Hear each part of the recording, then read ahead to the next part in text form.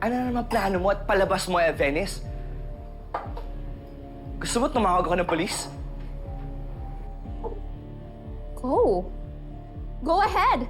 Tawagin mo sila. Tawagin mo yung pulis, tawagin mo yung militar, tawagin mo lahat ng santo. Dahil ako, isa lang yung tatawagin ko. Papa.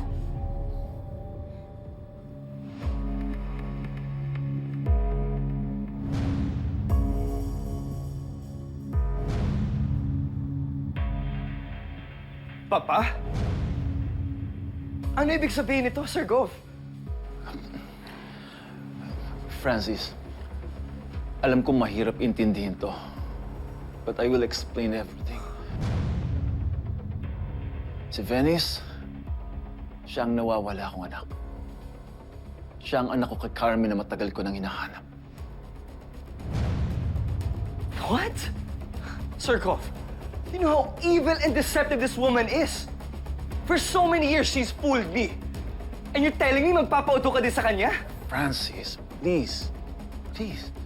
Ako mismo pinoproseso ko pang nangyayari. Pero sigurado ako dito, sa ngayon panghawakan muna yung salita ko. Siyang nawawala akong anak, si Venice. At kailangan mo siyang tanggapin.